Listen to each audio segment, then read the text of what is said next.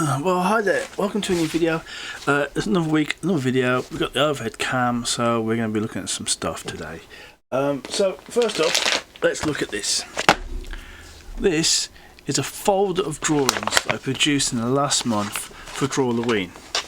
Here they are, 31 pages, 31 days, 31 drawings.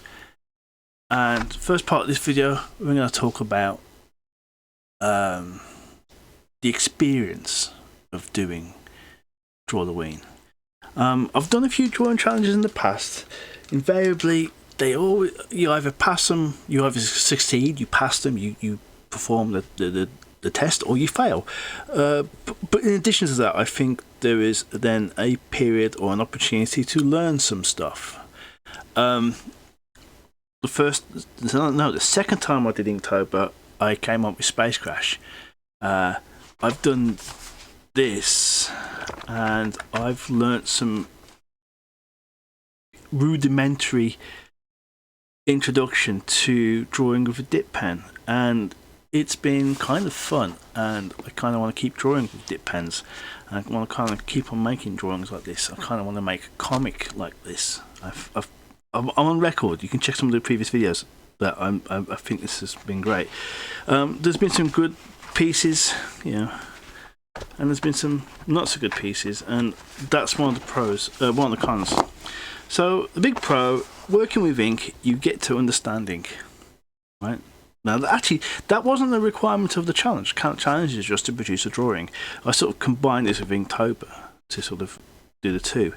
So the ability to work with a medium over an extended period of time has given me insight into that medium. I kind of want to work with some inks, maybe bigger drawings as well. So yeah, definitely.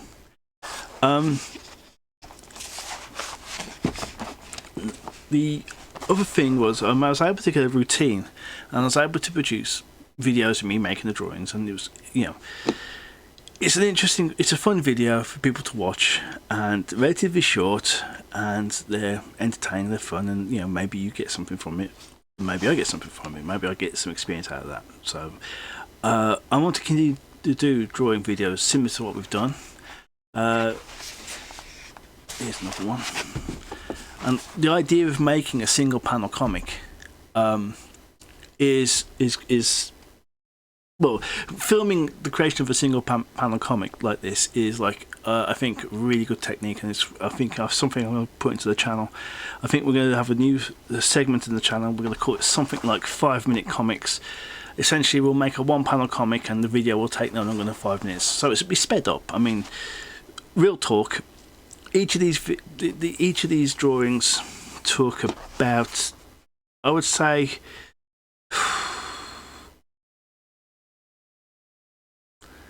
about an hour, right? So it's about an hour's work in each of these. So you ink the drawing up, it takes about half an hour. Right? You put that to one side, you let it dry. Come back a bit later on, the ink's dried, you put the washes on. It takes about half hour, maybe 15 minutes if you're quick enough. So this is something that could be done in a lunch break, right?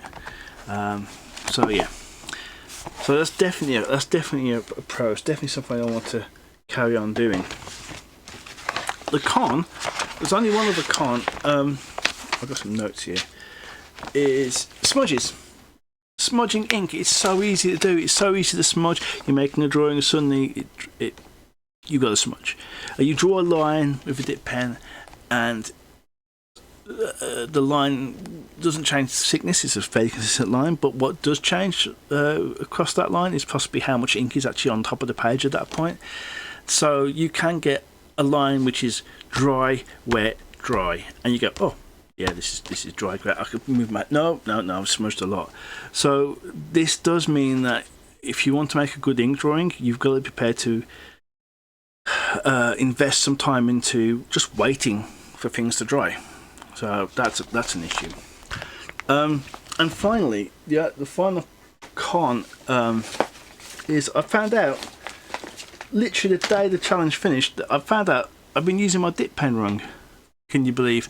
So for your entertainment and delight, I'm going to show you. So this is how I was using the dip pen. You can see the top there, there's a little cross. I've been putting it in like that. which is fine. I mean, that sort of seems to look right? But what you get is it actually can be quite loose, and as you push into the page, it actually pushes the nib into the handle. What you're supposed to do, I'll just hold it on the leaf there, is sit it just in the rim there, just in the edge, like that, like this. Am I getting this? There. Now that really wedges it underneath there, but the downside is pulling it out to clean it. These edges can be sharp, so if you're pulling like this, you can sort of hurt your fingers. So maybe we want a pair of pliers or something on standby, some needle nose pliers. So yeah, I've been using this rung all month. Oh well, lesson learned. Next time I do a dip pen drawing, it will be better. I did notice the nib definitely gave after a few days. I reckon the last couple of days of the challenge, it was strange. It was firm, and then suddenly it was just like, oh no, now I'm going to be soft. And so, oh wow, okay. So suddenly it was a much more, I wouldn't say responsive, but it was it's definitely more malleable. I'm just moving the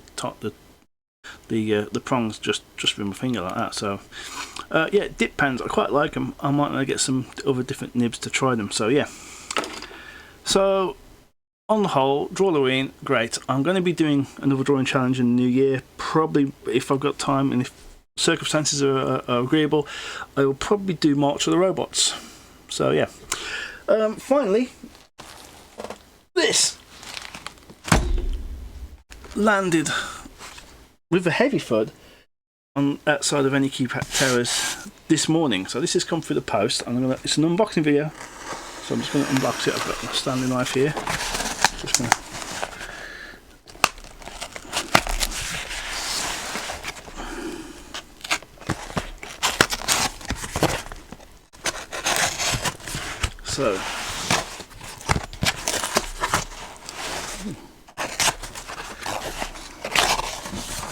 right, let's have a look, shall we? I know what this is. I don't know if you could turn up as much as it did, but it's quite heavy, so props. Here we go. I've got some comic copies of a new book that's just come out. Wow, we've got quite a few comic copies. Let's just get one out. Blobby Horror. If you're a survivor of the 90s and you're British, you may remember a certain character called Mr. Blobby and how terrifying he is. What we have here is a comic, 2 pages, full of basically horror stories themed around Mr. Blobby. It's recommended, as on the back, mature readers, so this isn't something you give to a kid. This is adults only sort of thing.